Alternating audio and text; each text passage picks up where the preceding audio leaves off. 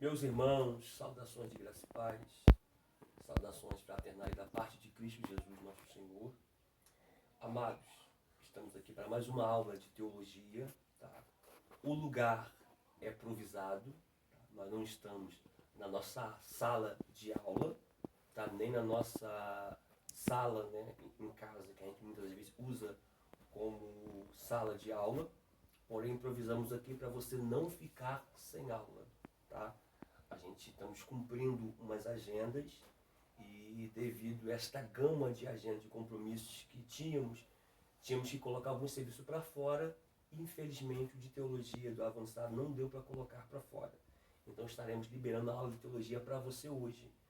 Grato pela compreensão de vocês, grato pelo carinho, tá? Até porque o que vai fazer com que as coisas aconteçam na sua vida não é o ambiente, mas é o poder da palavra. A palavra, ela é suficiente para mudar a tua vida, para alcançar a tua vida e te mudar de todas as áreas, de uma vez por todas. Uma observação aqui, Deus disse, assim será toda a minha palavra que sair. Ela não voltará vazia. Antes, vai fazer aquilo que foi designada. Se ela saiu da boca de Deus, foi liberada para um ofício, ela vai produzir.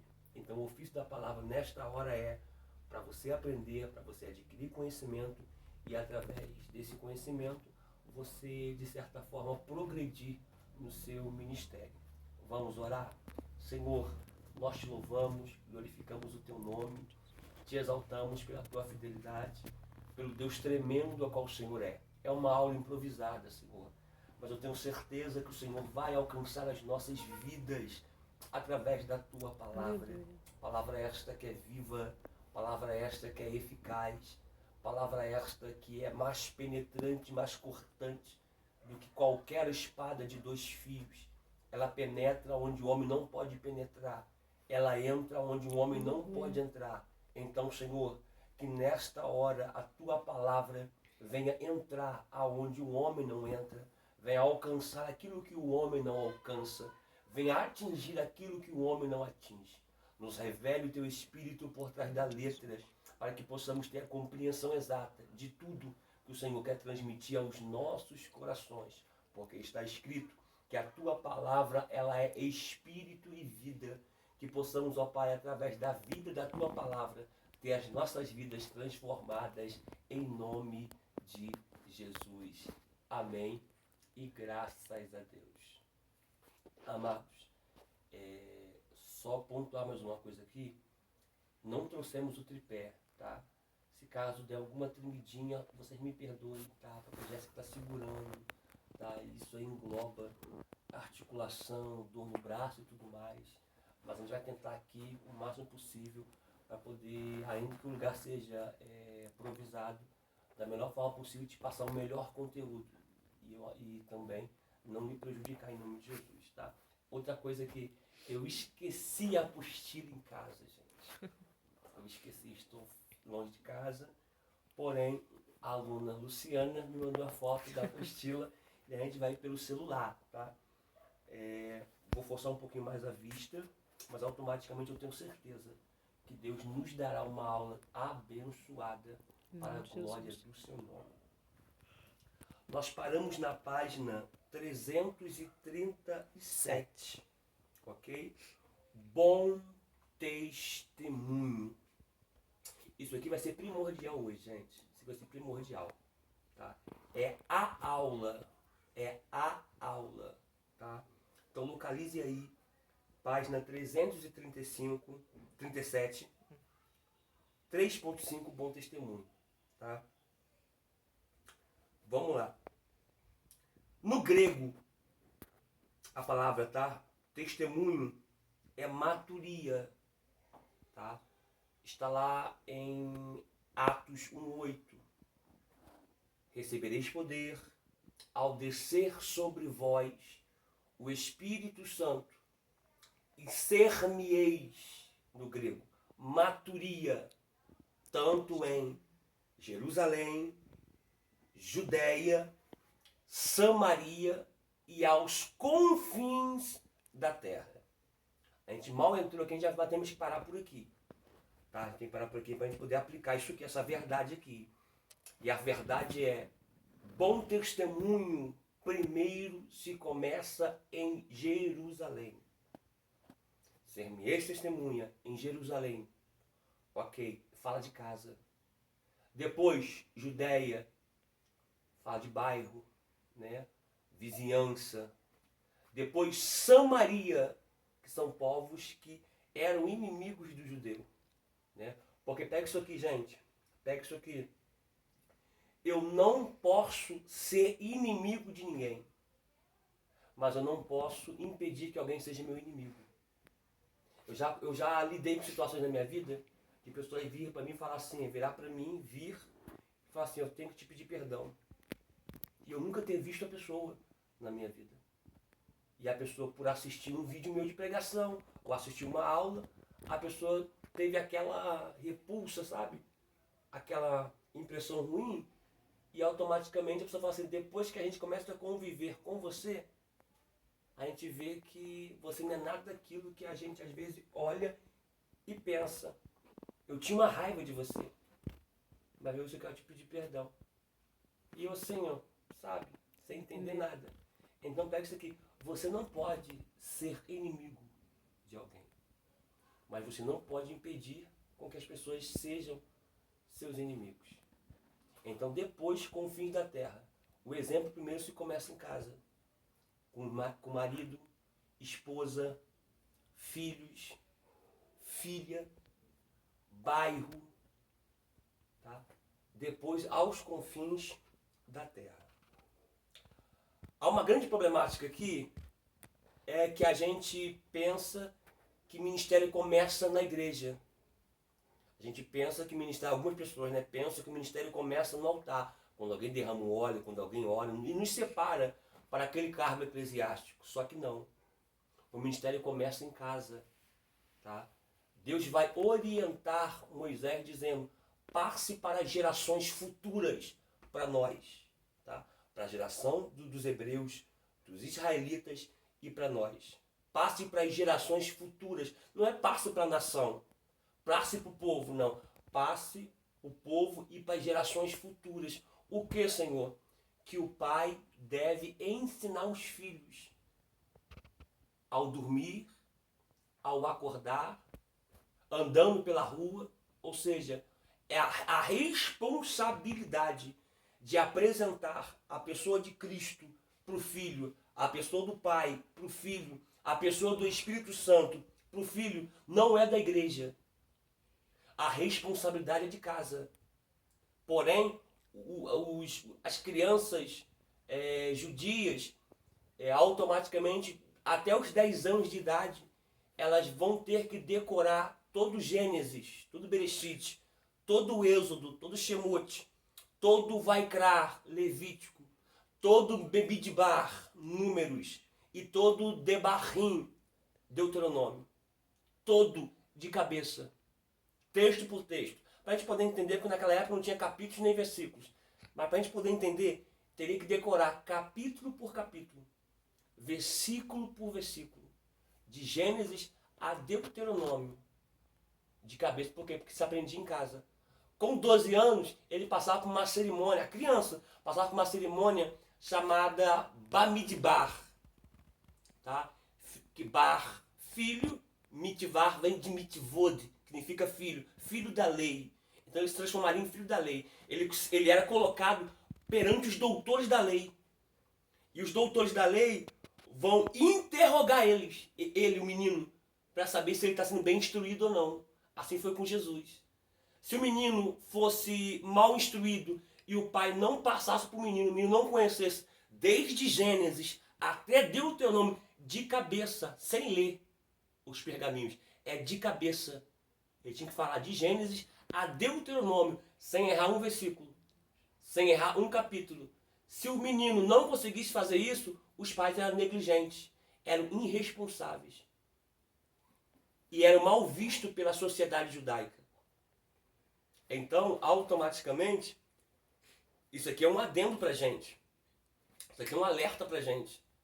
Como está a educação do seu filho na sua casa? Glória, arrepiou aqui, hein? Pega isso aqui. Seja o porteiro dos seus filhos. É você que permite o que entra e o que não entra. É você que permite o que fica e o que não fica. Que tipo de amiguinhos o teu filho tem dentro de casa? Porque a Bíblia diz que as más conversações corrompem o bom costume. Ok? Só que eu tenho que pensar. Se as más corrompem, as boas eleva. Se automaticamente você não disciplina o seu filho em casa perante os parâmetros bíblicos, ele vai se alimentar daquilo que ele tem acesso. Se não é aqui, ele vai ter acesso com quem? Com o menino? Filho da vizinha que tem a boca suja? Filho da vizinha que é liberal? Que tipo de informação teu filho anda tendo? Nas redes sociais? Porque agora é moda fazer o seguinte: preciso arrumar a casa, pega o telefone, bota no YouTube, toma filho, vê. E a criança navega ali para tudo quanto é lado. A pergunta é mais fácil pegar um telefone e colocar na mão de uma criança para você ganhar tempo hoje do que você fazer o tempo para poder ensinar ele a palavra. Então, isso aqui nós temos que pensar, tá? Culto começa em casa. Pastor, eu não tenho filho. E a sua esposa? Você tem tempo com ela? O seu esposo, você tem tempo com ele? Para sentar e aprender a estudar as escrituras? A gente vive isso em casa. A gente para, estuda, escreve, anota, tira questionamento, esclarece dúvidas, sabe? Gente, a minha esposa hoje, no decorrer da nossa caminhada, no decorrer da nossa entrega aos estudos, ao conhecimento, ela ama a palavra. Ela ama. Mano, se eu ficar com a minha esposa de 8 horas da manhã até de tarde, só Bíblia ela fica. Ela não vai embora. Por quê? Porque ela ama a palavra.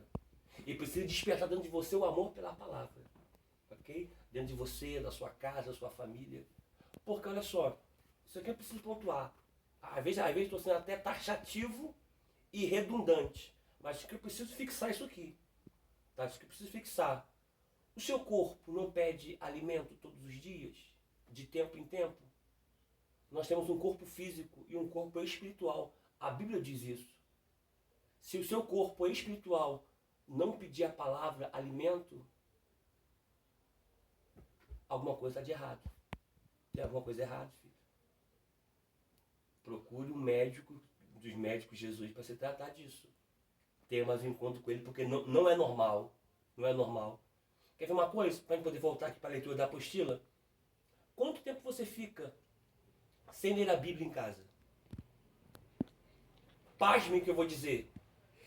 A gente dá aula para pastores, para obreiros, missionários, missionárias, evangelistas, presbíteros, diáconos, membro de igreja, dá aula para toda a classe. Evangélico, não evangélico, para muita gente. Só que pega isso aqui e guarda no teu coração. E responda para você mesmo. Se você ficar 15 dias sem ir na igreja, esses 15 dias em casa você lê a Bíblia? Vamos botar uma semana. Você ficar uma semana sem ir para a igreja. Essa semana que você está em casa, você lê a Bíblia? Ou você só lê a Bíblia na igreja?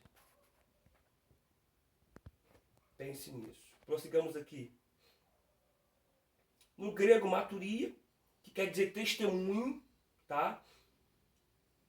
Também traduzido como boa reputação, né? Pela NVI, nova versão internacional, bem conceituado na BV, que é a Bíblia Viva, e respeitado, NTLH, nova tradução da linguagem de hoje. Então você observa aqui que o escritor colocou 3 traduções dentro do grego maturia, que traduzido por nosso dialeto é testemunho, e temos 3 palavras diferentes, 3 adjetivos que qualificam o indivíduo dentro da maturia. Observação aqui. Boa reputação. Isso aqui é interessante, porque o que é boa reputação? É as pessoas de fora verem em você testemunho. Deixa eu liberar algo aqui. Você sabia, vida, que a Bíblia diz assim, ó, que eu sou cooperador do Evangelho. Eu não sei você, mas às vezes eu leio algumas coisas assim que eu paro e fico pensando, falo, peraí, eu cooperador com o Evangelho? A palavra não é autossuficiente? Sim. Ela não tem total autonomia? Sim. Nela não tem erro? Sim. Nem variação? Sim. Nem sombras de dúvidas? Sim. Mas quando o texto diz, através do Espírito Santo, que eu sou cooperador do Evangelho, não está falando que eu vou ajudar o Evangelho. Está falando que eu vou cooperar com ele. Quando é que eu coopero com ele? Quando eu não dou a Bíblia para o mundano ler. Mas quando o mundano vê a Bíblia em mim. Como? Nas minhas práticas. Nas minhas atitudes. Testemunho. Maturia. O que a gente não pode é ser uma pessoa dentro da igreja e fora da igreja outra pessoa. Viver de aparência, de hipocrisia. Eu sou uma coisa pela frente, por trás eu sou outra. Na igreja eu sou uma coisa, fora eu sou outra. Na igreja eu sou uma coisa, no trabalho eu sou outra. Na igreja eu sou uma coisa, na escola eu sou outra. Na igreja eu sou uma coisa, na faculdade eu sou outra. Na igreja eu sou uma coisa, com os amigos eu sou outra. Na igreja eu sou uma coisa, jogando bola com meus amigos eu sou outra. Não. A mesma conduta que eu tenho na igreja, eu tenho que ter mais fora dela. Por quê? Porque fora dela eu estou cooperando com o Evangelho. A pergunta é, você tem ajudado ou você tem atrapalhado o Evangelho? Ai, Jesus. Ô Cristo. Ai, Jesus. Hoje eu tive uma conversa com meu sogro. Rápida. Eu tive uma conversa com ele. E ele falou comigo assim, e não deveria ser, mas ele falou comigo, que os piores patrões que ele pegou, no que tange pagamento de serviço, foi tudo com crente e pastor. Não era para ser. Sabe? E ele falou, poxa, eu ia na igreja do pastor. Eu pensando assim, ele tinha que ter ido, eu pensando comigo, né? Mas tudo bem, a gente vai incentivar, tem que ser pacificador, né? Aí ele falou, não, deixa pra lá, esquece. Ele falou, eu ia na igreja do pastor, para envergonhar ele. Porque como é que ele pega uma Bíblia para proferir uma coisa e fora da igreja ele faz totalmente diferente? Não era para ser, vamos lá. Bem conceituado é ter conceito. Em outras palavras, a gente pode dizer, ter moral. Entendeu? É um cara que tem conceito. É um pastor, um cara que tem conceito no bairro. O pastor é um cara que tem moral. O obreiro, uma pessoa, estou falando do indivíduo. Ter moral. Ter conceito. Tá? Isso aqui é bom. Por quê? Porque o grande problema é quando o pastor não tem, por causa da sua reputação. Né? Porque o servo de Deus, gente, ele tem que ser, olha só, veja bem. Eu não estou falando do tempo que você estava no mundo. Não confunda o tempo que você estava nas trevas com o tempo de agora. Você está em Cristo, você é uma nova criatura. 2 Coríntios, capítulo 5, versículo 17. Aquele que está em Cristo, nova criatura é. Eis que as coisas velhas se passaram. E eis que tudo se fez novo. Vamos ler para você guardar aí. 2 Coríntios, capítulo de número 5, versículo de número 7. Aliás, 17. 2 Coríntios 5, versículo 17.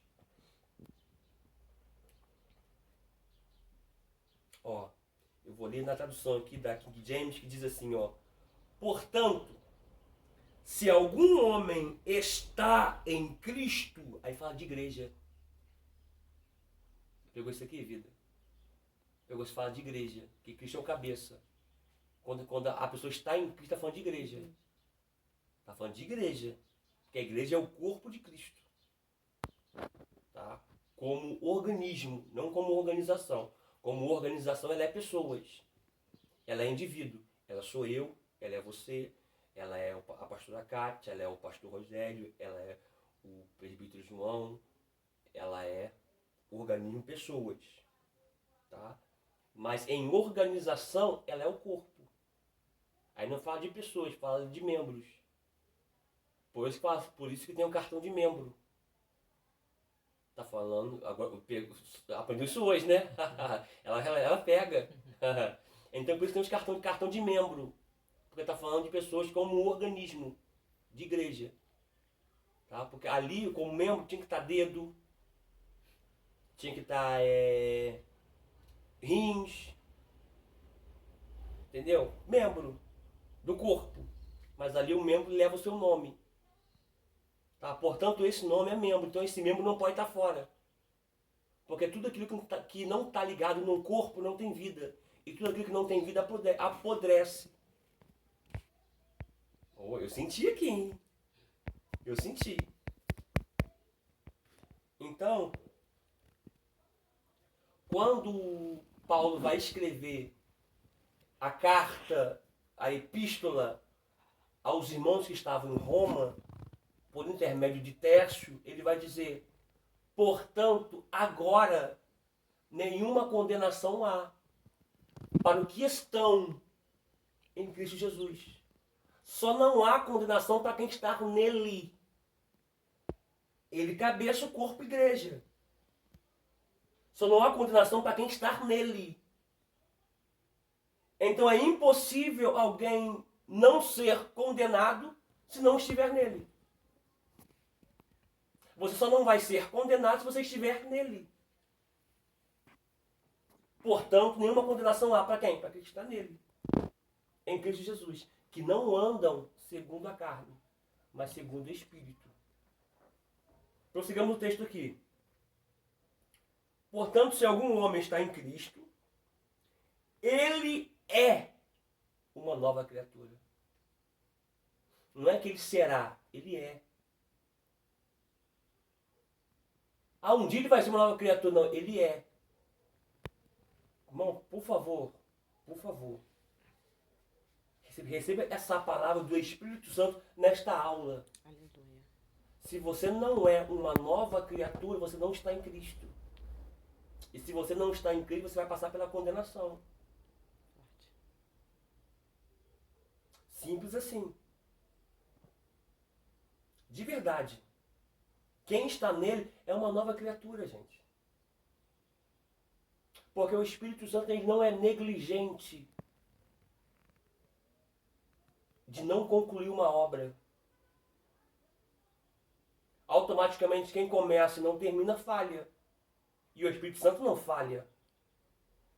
Alô, em todos os seus feitos, em todos os seus trabalhos, em todas as suas obras, o Espírito Santo não falha. Se você, com as suas atitudes que você tem hoje, se você não é uma nova criatura, recomece hoje do zero. Bom, elevou aqui. Bom, nós estamos numa classe aqui de alunos que estamos fazendo por vídeo essa aula. A próxima será presencial. Mas o Espírito Santo falou comigo que está falando com gente aqui. Com pessoas. Está falando assim, ó, é tempo de recomeçar. Do jeito que está, não dá. É tempo de rever as suas atitudes, as suas ideias, os seus conceitos, as suas opiniões, a sua postura, os seus comportamentos. Porque senão, esse raptare, né, de levar de um lugar para o outro, que ele vai vir como um ladrão, o ladrão não avisa quando vem, você vai ser deixado para trás. Para que a grande tribulação ela molde e aperfeiçoe você. Parte do que eu vou dizer aqui, tá? Eu sou escatológico, tá? Então pega isso aqui. Vai ter mais conversão na grande tribulação do que toda a história do cristianismo. Vou repetir isso aqui de novo. Por escatólogo que sou, vai ter mais conversão na grande tribulação do que em toda a trajetória do cristianismo. Para a gente poder terminar aqui e botar para a apostila. As coisas velhas são passadas. Eis que todas as coisas se tornam novas. Então a gente precisa pensar isso aqui. Se as coisas velhas são passadas, por que eu estou vivendo o meu passado?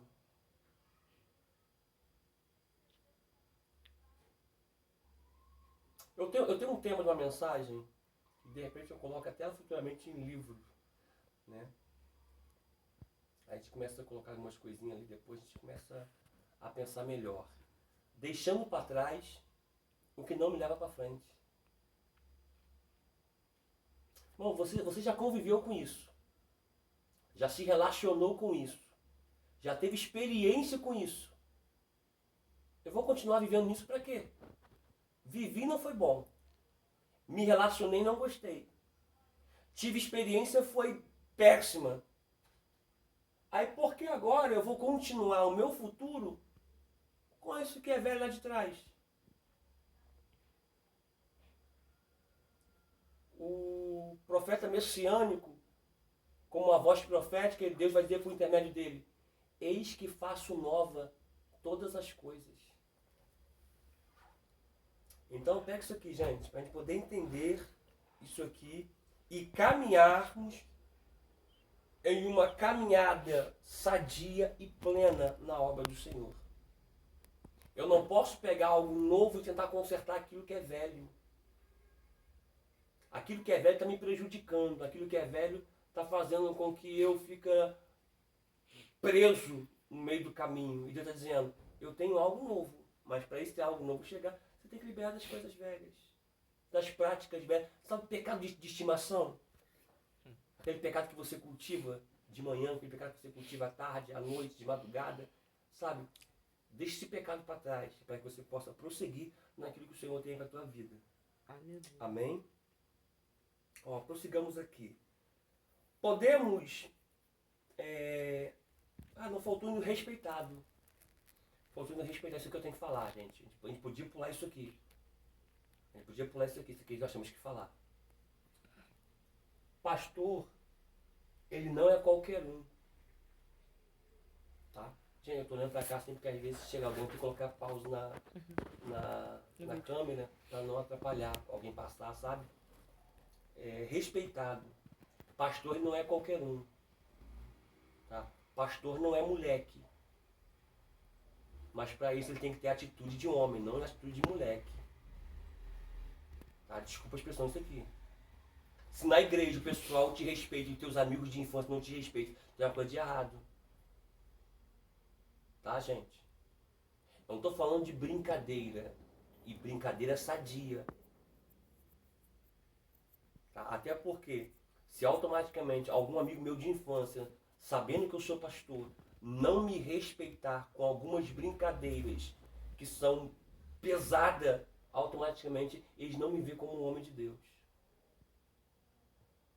Posso contar algo aqui? Daquele caldo? Irmão, presta atenção nisso aqui. Presta atenção, tá? Por favor. Tá? Existe um caldo. Tá? O nome dele, eu posso falar, eu tenho que falar sobre isso aqui assim, para as pessoas, os infernautas, não pegar pedacinho do vídeo e querer te queimar, né? Te manchar. Existe um caldo. Qual é o nome do caldo, vida? Uns falam... Ele é feito de frango. De frango desfiado. Com aipim, né? Isso. Uns falam que ele é caldo de pinto. Outros chamam, em alguns lugares, chamam de caldo de quenga. Tá? Nome comum. Tá? Porque eles desfiam o frango, tá? Aí fica caldo de pinto ou caldo de quenga. Não sei quem apadrinhou, tá? Mas eu fui comprar. Quem sabe o que é, se já comeu, bota nos comentários Isso, lá por do favor, Facebook é do bom. grupo. Isso é bom. Isso, tá? No Coloca lá. WhatsApp, tá? Coloca no WhatsApp, coloca no vídeo não. No Coloca YouTube não. no WhatsApp. Ah, pastor, já... E se caso algum bobão ver esse vídeo e comentar, vocês colocam no comentário, tá? Sobre a aula toda que eu estou explicando, tá? Então, vocês conhecem a minha índole e tudo mais. Então, eu fui comprar. A moça queria me vender. Eu perguntei, moça, tinha caldo de mocotó, tinha Caldo verde. bobó de camarão, Vários caldos. tinha vários caldos. Aí eu fiquei encucado com aquele caldo que eu não conhecia, caldo de abóbora e tal. E aqui eu falei, esse caldo aqui? A moça olhou pra minha cara e falou assim, ah, pastor, esse caldo aqui tem um nome esquisito, não sei se eu falo. Tô até com vergonha de falar pro senhor. Tô até com vergonha de falar pro senhor, pastor. Eu falei, como assim, mano? Não, como assim, moça? Ela, ah, pastor, com sua cabeça ficou meio sem jeito. Eu falei, mano, não é um caldo? É, não tem um nome? Ela tem. Então, eu quero saber que o caldo é esse. Ela foi onde ela falou que o caldo era caldo. Pediu desculpa e falou Pediu não. desculpa, me desculpa, ela tem que falar. Caldo de quem? Apesar que quenga não é palavrão. É uma palavra chula, Sim. tá? Mas não é palavrão, tá, gente? Então, mas ela ficou constrangida em falar isso para um pastor. Então, pese bem. Respeito, né? Respeito. Tá? Então, se você passa na rua, alguém chama, e aí, safado? E aí, pilantra? Agora até são outros nomes que chamam, né? Não, a gente não pode falar. Sim. A gente não pode falar que a gente é outro nível. A gente não pode falar. Né? Mas os nomes são rasgados. Nossa, Sabe? pra eles são normal. Pra eles são normal. Cara, eu particularmente, eu vejo muitos pastores, amigos, né, tendo esse problema. Com esse comportamento fora. Porque, irmão, o mundo tem que te respeitar. Porque o reino das trevas sabe do poder que opera dentro de você. Olha só, a Bíblia diz, olha só, qual é a diferença? Qual é a diferença entre o diabo e nós? Para alguns aí nenhuma, né? Para alguns nenhuma. Mas vamos lá, a Bíblia diz que o diabo crê em Deus e teme. Nós cremos também e tememos. Porém, qual a diferença? Qual a diferença, pastor? A diferença é que a gente obedece. O diabo não. Essa é a diferença. Me desculpa, mas quando você crê, teme e não obedece, está jogando o mesmo time do diabo. Desculpa, mas alguém tem que falar.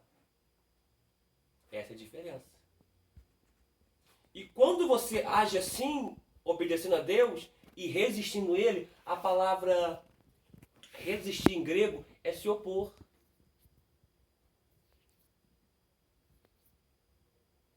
É se colocar em caminho diferente. Quando você se coloca em caminho diferente a Ele, porque tem gente que anda no mesmo caminho dele. Conhecer o diabo nem se incomoda. Mas quando você anda em sentido oposto a Ele, Ele te respeita. O mundo espiritual te respeita. O mundo espiritual te conhece.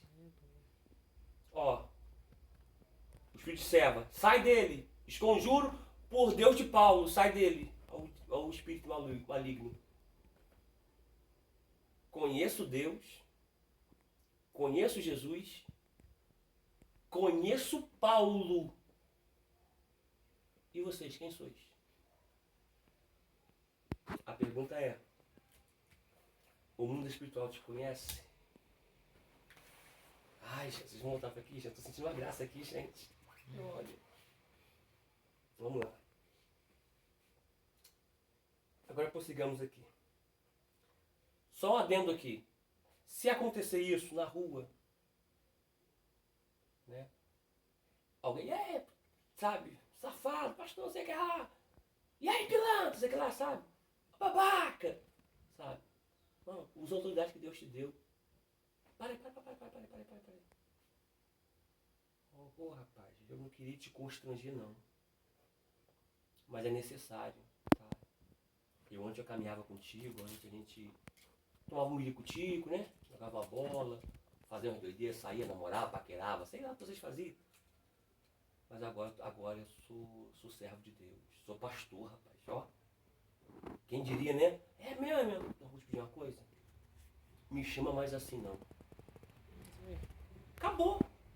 Nunca Porque mais. primeiro, para as pessoas te respeitarem na rua, você tem que se dar o respeito. Ai, Jesus. Eu não vou nem entrar, vamos parar com isso aqui? Vamos parar para gente poder entrar aqui. Porque o problema é que muitos não se dão respeito. Aí depois quer ficar reclamando. Depois que ficar reclamando. Você, mulher, se dê respeito. Porque você não tem como você exigir respeito se você não se dá o respeito. Nem tudo é para ser falado, nem tudo é para ser brincado. Brincadeira é uma coisa, liberdade é outra. Irmãos, eu conheço muitas alunas. E amigas também, colegas também. Mas não confunda comigo amizade com liberdade. Porque o dia que eu ver que você confundiu, eu sou o primeiro a chamar você e falar com você. Amizade é uma coisa, liberdade é outra. Não confunda as coisas. Tá? Vamos lá. Pode parecer estranho que um quesito definido por Deus seja algo que cabe aos ímpios decidir, sem nem saber que estão fazendo isso. Ora, se alguém é visto pelos descrentes como de má reputação, então esta pessoa deve ser descartada como candidato a pastor. Afinal, que credibilidade ela vai passar como líder de uma igreja? Se a pessoa é de má reputação,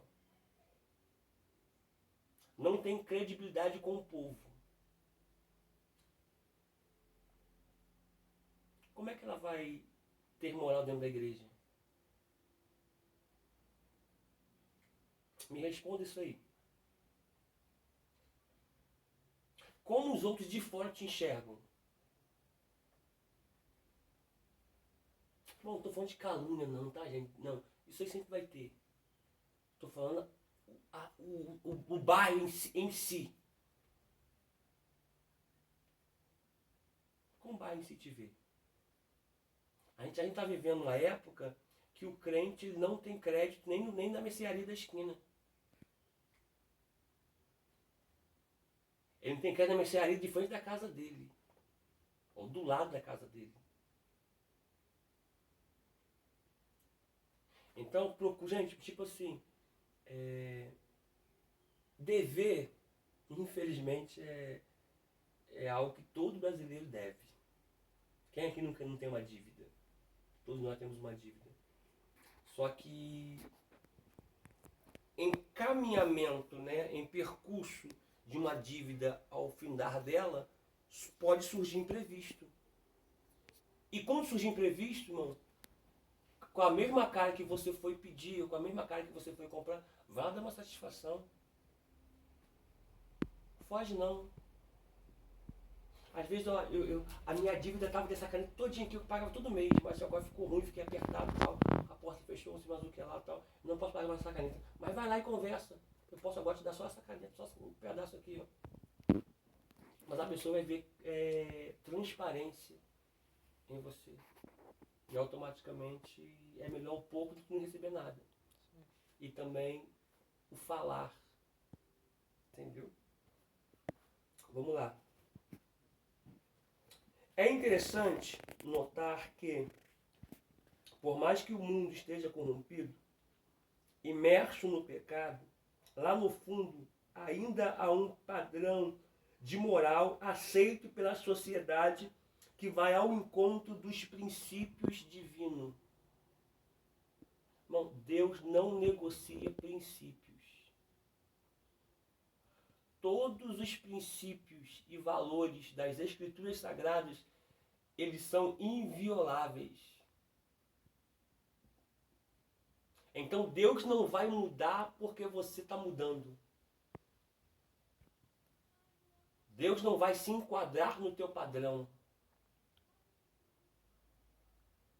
É você que se enquadra no padrão do céu.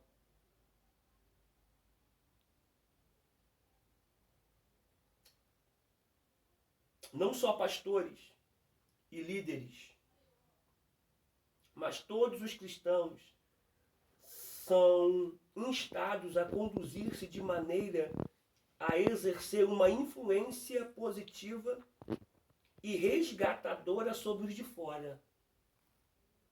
Aqueles que ainda não pertencem à comunhão cristã, pela sua maneira de viver e sua conduta, tendo entre eles uma boa reputação. Não, nós estamos falando aqui já no ápice, no cargo ápice, que é o de pastor. Até para ser diácono tem que ter boa reputação. Nós não disse que consagra qualquer um.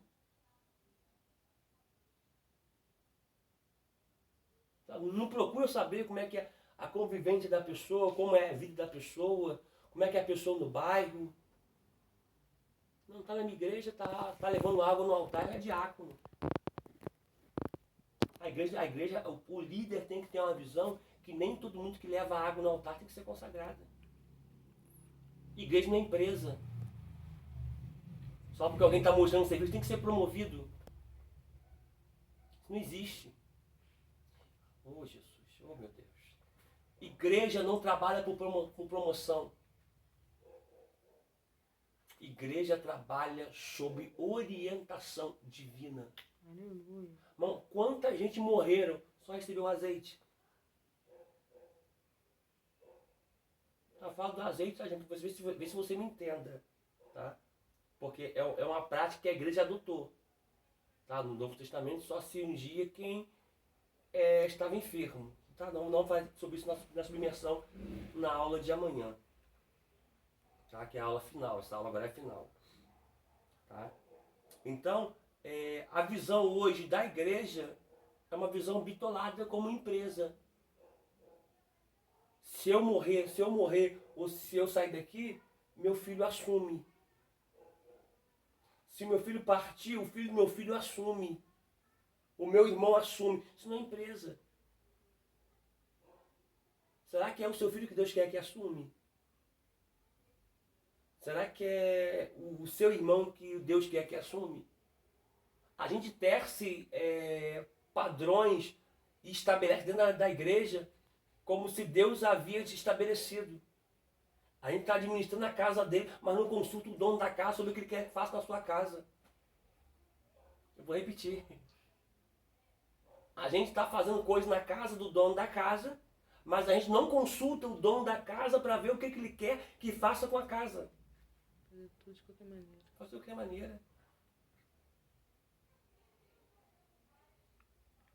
Então, essa visão tem que acabar. Essa visão tem que acabar.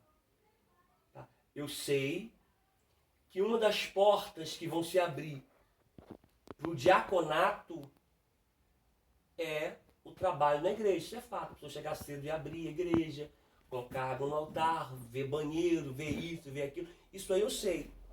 Tá? Isso aí eu sei. Tá? Só que nem todo mundo que leva água no altar é diácono. Por isso o líder tem que ter essa visão. Está trabalhando na igreja. Não, separa para o diaconato. Você já perguntou a Deus se Deus quer isso? Aí você coloca um cargo desse em cima dessa pessoa, que é um cargo que a Bíblia diz que é um cargo nobre, importantíssimo. Está lá em Atos 6. Aí você coloca o cargo sobre a vida dele. Aí tu mata a pessoa. Se ela não tiver chamada para aquilo.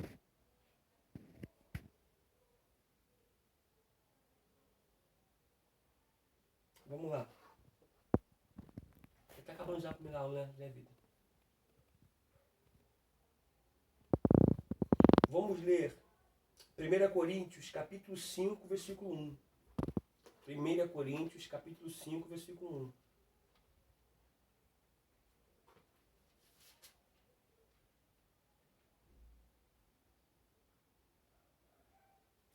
escrito está: é relatado frequentemente que há fornicação entre vós, e fornicação tal que nem ainda entre os gentios é mencionado que alguém possua a mulher de seu pai.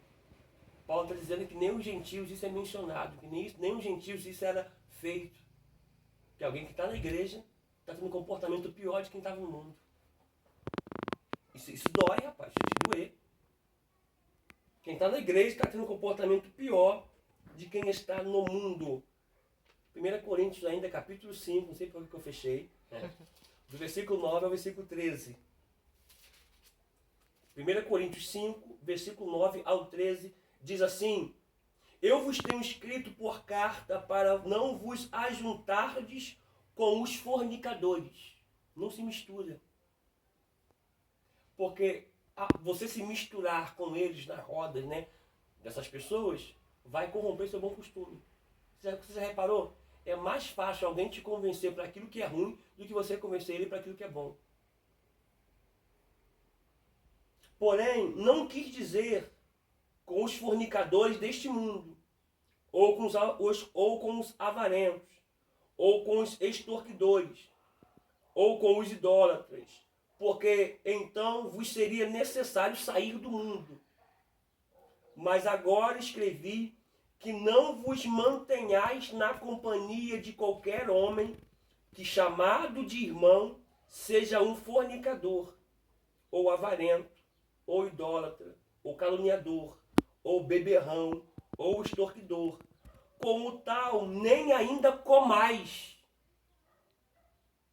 Porque eu tenho que julgar também os que estão de fora. Repetir versículo 12.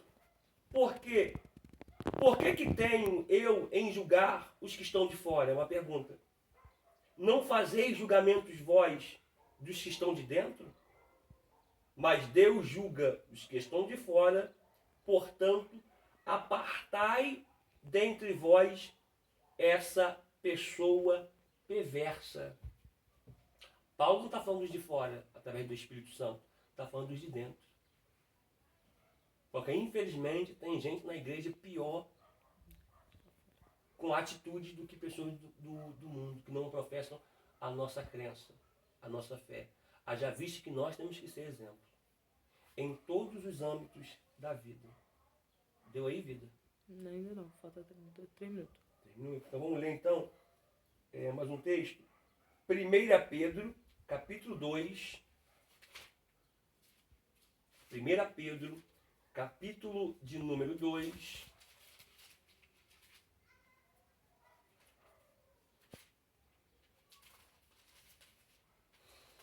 Primeira Pedro, capítulo 2, do versículo de número 12 ao 16.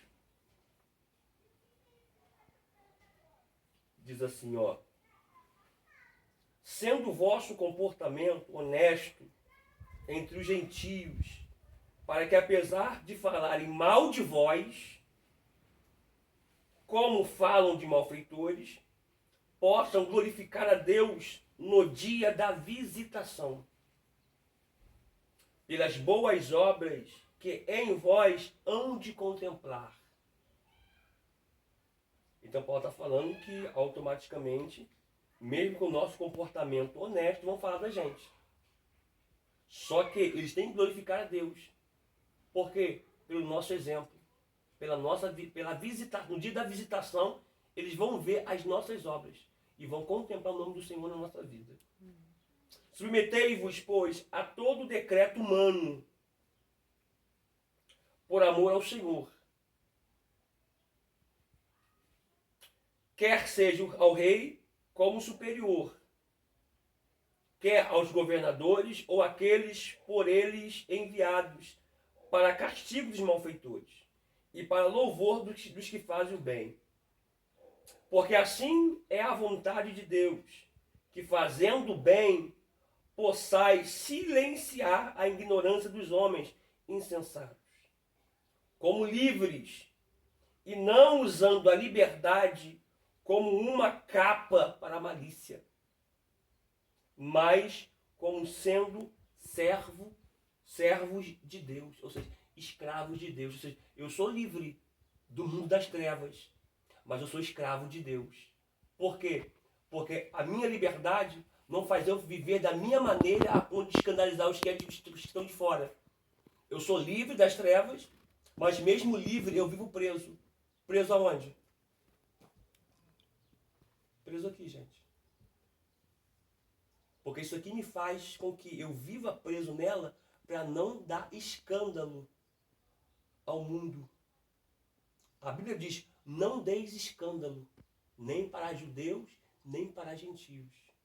Sou livre? Sou. Todas as coisas me convêm, mas nem todas me são lícitas. Amém? A gente continua no próximo vídeo.